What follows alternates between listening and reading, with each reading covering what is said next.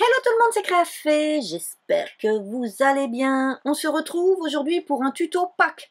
Et oui, je vais vous en faire quand même cette année, alors je vous en ferai pas beaucoup, parce qu'il y a déjà d'autres choses les autres années. Et puis voilà, donc, par contre je vais peut-être créer une playlist Pâques. Maintenant, avec ce que je vous refais cette année vous aurez 2 ou 3 tutos maximum, pas plus.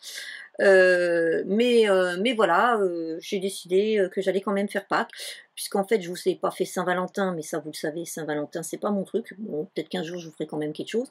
Après, je fais beaucoup plus pour des mariages, hein, donc ça peut être aussi quelque chose qui peut être détourné pour Saint-Valentin. Je fais un petit peu Halloween, mais pas beaucoup. Par contre, je fais beaucoup Noël, hein, et puis beaucoup le reste des choses. Alors, aujourd'hui, on va travailler avec deux choses. La première, c'est le set de tampons vœux populaires qui est donc offert dans le cadre du Celebration Stampin' Up. Donc attention, il ne vous reste plus longtemps pour pouvoir l'acquérir, hein, au moment où je publie cette vidéo. Et ce set de tampons, en fait, on peut l'associer avec la perforatrice. Et alors cette perforatrice, elle est au mini catalogue. Hein, elle est à la page du mini catalogue. Alors attendez que je la recherche.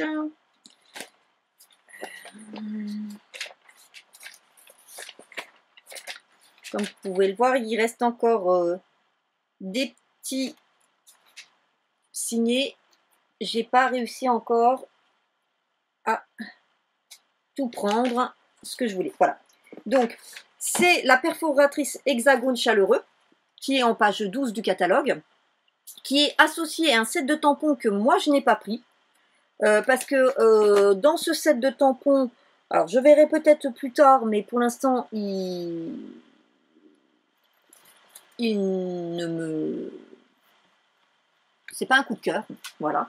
Mais par contre, je trouvais la perforatrice intéressante.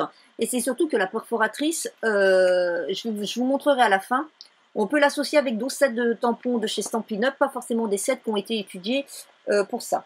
Et donc, comme je vous disais, ce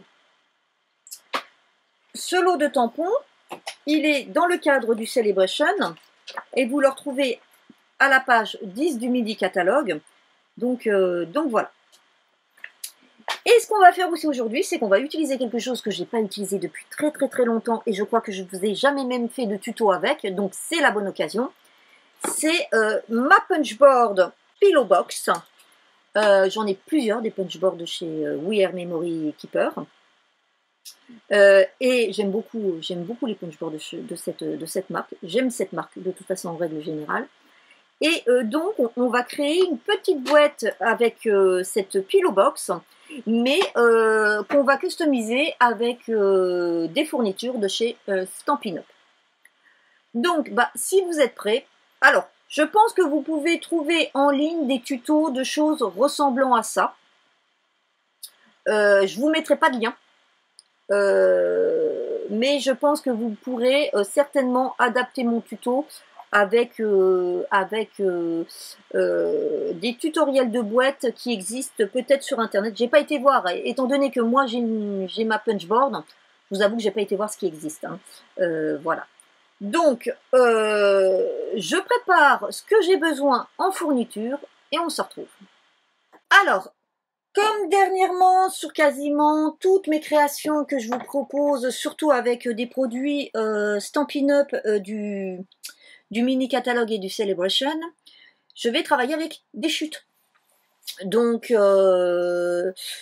c'est pas forcément des collections qui sont actuellement en cours. Alors, il est clair que ça aurait été très sympa avec la collection des abeilles, mais j'ai décidé de travailler avec des chutes.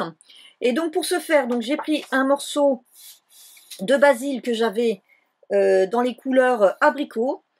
Et je ne sais pas si vous vous souvenez, mais l'année dernière, on avait eu justement dans le Celebration en cadeau tout un set de papier 30-30 avec des belles couleurs acidulées qui faisaient très Pâques. Et vous voyez, j'ai une chute là-dedans qui ira très bien avec. Alors pour le moment, ça je ne sais pas combien il m'en faut parce que je n'ai jamais fait avec cette punchboard de boîte que je redécorais. Je faisais toujours des boîtes uniquement avec la base.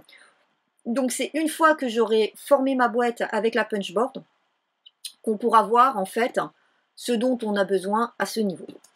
Alors, au niveau de ce format de boîte, ce qu'il nous faut, ce qu'on nous dit sur la notice, c'est qu'il nous faut une largeur de 15,2 et après en longueur, ça va au minimum de 10,2 cm jusqu'à 30,5 cm.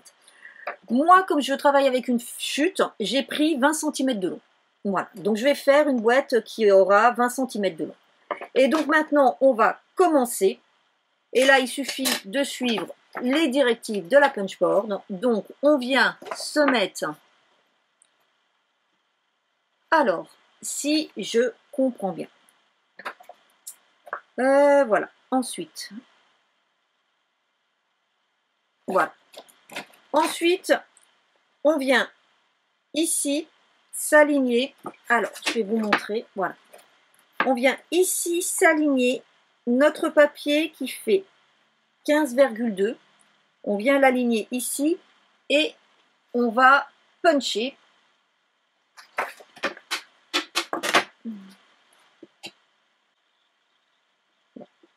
Et on vient donc puncher bien fort. Voilà. Ensuite, on vient ici faire la marque de pli. Et ensuite, on vient remettre cette marque de pli ici au bord.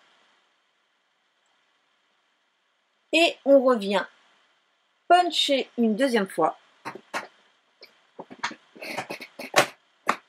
Voilà. On refait la même chose. Voilà. Et on vient une troisième fois puncher.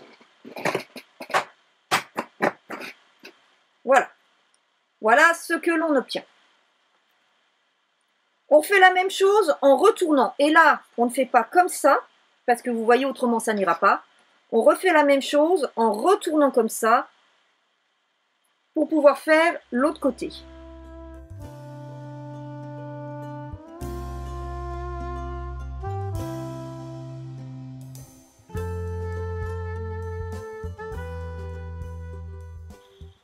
Et voilà. Alors, par contre, j'ai oublié de faire quelque chose. Donc, on va s'y remettre. J'ai oublié ici de marquer.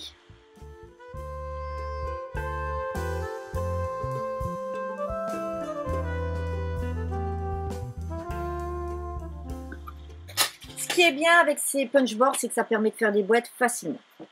Alors, maintenant, je vais calculer ce que j'ai besoin ici et ici. Alors, on pourrait mettre qu'au-dessus et pas en dessous. Donc, on va prendre, hop là, vous voyez, là mes chutes.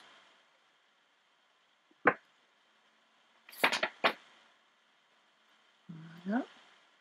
Ah, et j'ai encore oublié quelque chose. Comme pour vous dire que comme ça fait tellement longtemps que j'en ai pas fait, donc en fait, j'ai oublié ici de puncher de l'autre côté pour me faire ma petite encoche. Eh ben dis donc, il va être un petit peu épique hein, ce tuto. Voilà. Donc maintenant j'ai tout bon. Donc je vais marquer mes plis.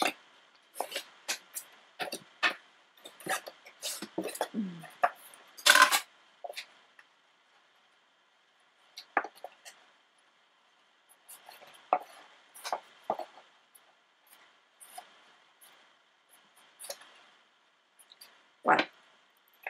Donc maintenant, ce que je vais faire, c'est que ici, je vais venir couper mon papier. Et je vais venir le couper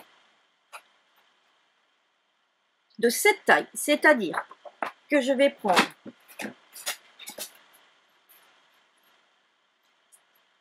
en fait, vous vous souvenez, j'étais en hauteur à 20 cm. Je vais couper 19,5 cm sur, par contre, en largeur, sur 5,5. Alors, je vais déjà faire une bande de 5,5 que je vais couper à 19,5.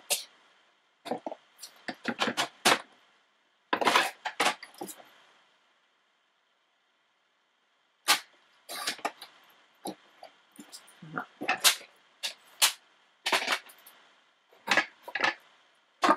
Et là, je vais venir me mettre,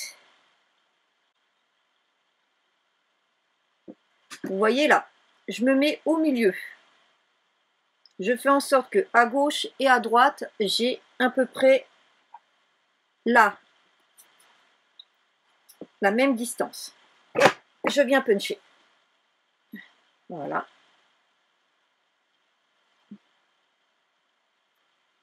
Et c'est surtout que j'ai pas vraiment besoin de puncher. En fait, ce que j'ai besoin de faire, c'est juste ça. Hop. Et je fais la même chose de l'autre côté.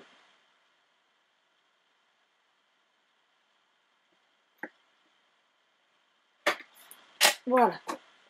Et je vais venir avec une paire de ciseaux. Je vais venir couper. Alors, je vais marquer un petit peu pour bien savoir où je vais couper.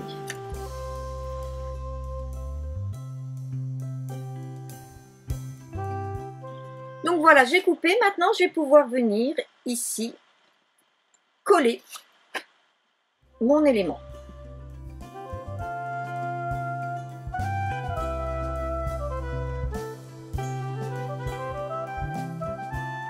Alors, je le colle maintenant pendant que je suis à plat parce que quand je vais venir ici faire ma boîte, ça sera un petit peu plus compliqué. Allez. Je fais bien adhérer ma colle. Oui, mon petit chiffon.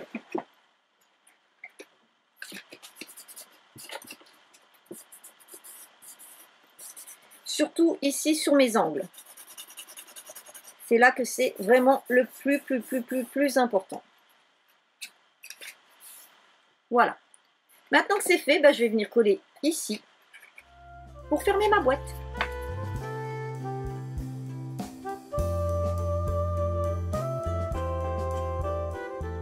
Et là, je vous conseille de très bien attendre que ça soit bien pris, surtout en haut et en bas, là. Enfin, en haut et en bas, les deux côtés.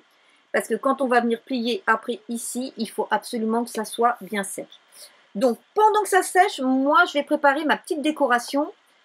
Et je vous reprends pour vous montrer la fin. Et voici, c'est bien sec.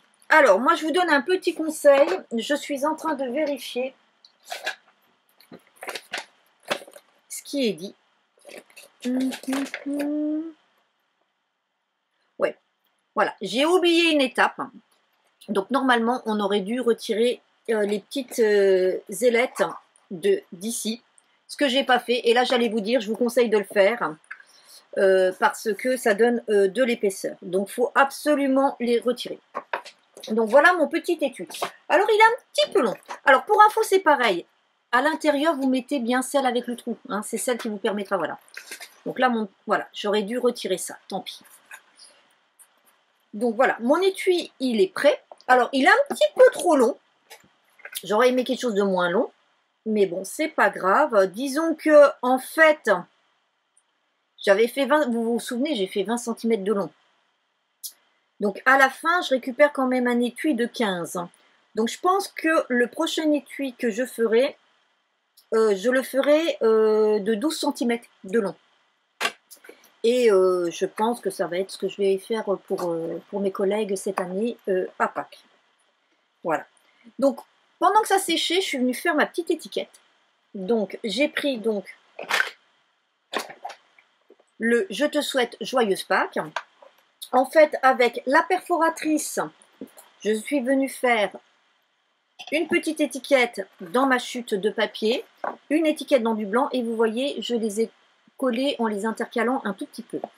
Et là, ce que je vais faire, c'est que je vais venir ici, tout autour, coller un morceau de ruban sur lequel je vais venir mettre ma petite étiquette et puis je viendrai faire un petit flot. Donc pour ce faire, je calcule combien j'ai besoin à peu près de ruban. Voilà. Et je vais y mettre du scotch double face.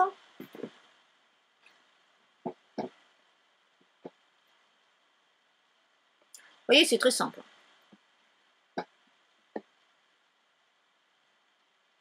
C'est très simple quand on suit les instructions.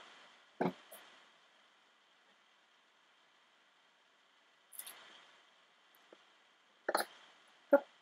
Alors que je mets correctement mon double face. Voilà. Alors là, pour ce faire, j'utilise un bon double face. J'utilise pas du double face de chez Teddy ou de chez Action. Parce que je trouve que sur le tissu, le ruban, il colle pas si bien que ça. Donc je préfère prendre un bon double face. Et celui-là, je l'avais acheté, je sais plus si c'est chez Craftelier ou si c'est chez Scrap Enjoy quand elle a fermé sa boutique. Je sais que j'avais pris pas mal de double face. Alors le problème du double face quand on est sur du tissu, c'est que c'est pas évident à retirer la pellicule.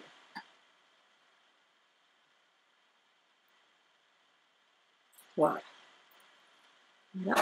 Et donc, hop, je vais mettre à peu près, hop, ici.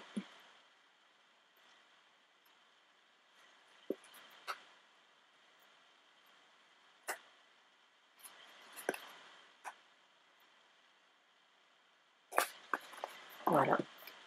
Ici, je vais venir mettre avec du mousse 3D. Voilà.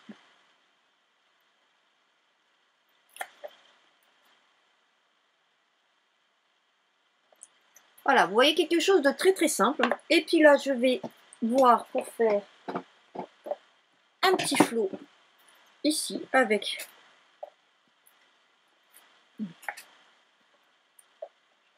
alors ce style de rangement c'est super pratique, mais vous avez vu après, voilà. Alors normalement il faudrait repasser un petit coup de repassage, mais j'ai pas envie de mettre le fer à repasser uniquement pour ça. Je suis un petit peu flemmarde aujourd'hui.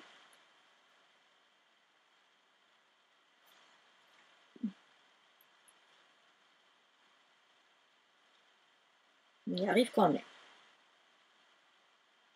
Voilà. Hop. Je vais prendre celui-là, parce que celui-là, je ne coupe jamais de scotch avec. Donc, il ne colle pas, c'est certain. Alors, hop, je ne veux pas faire mon nœud trop gros. Voilà, on va venir recouper ici, ici. Donc, je vais venir le coller ici. Et pour ça, je vais prendre une petite Gludox. Voilà, une petite Gludox de chez Stampin' Up. Voilà. Voilà. Et je vais chercher des petites dots autocollantes. Alors,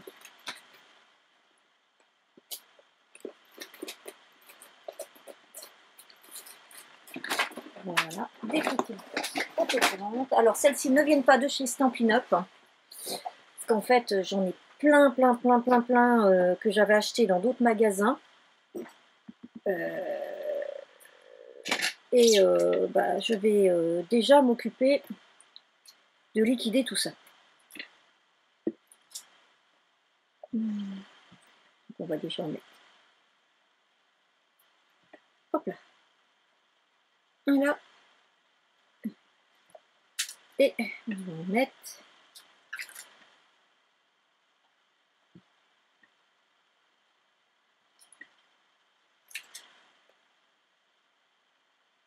De là.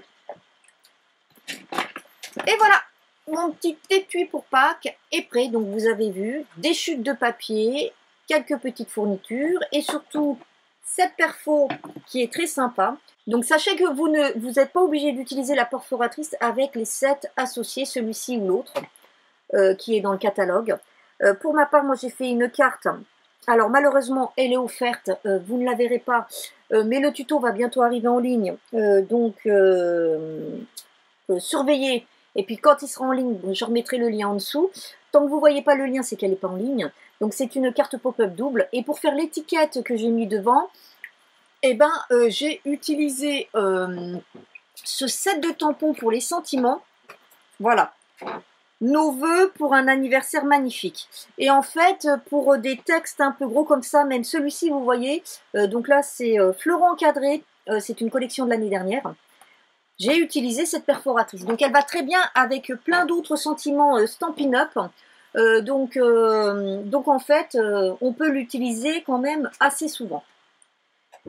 Bon bah voilà, bah écoutez, j'espère que ce petit tuto vous aura plu. Donc il vous aura permis de découvrir un petit appareil de chez We Are Memory Keeper.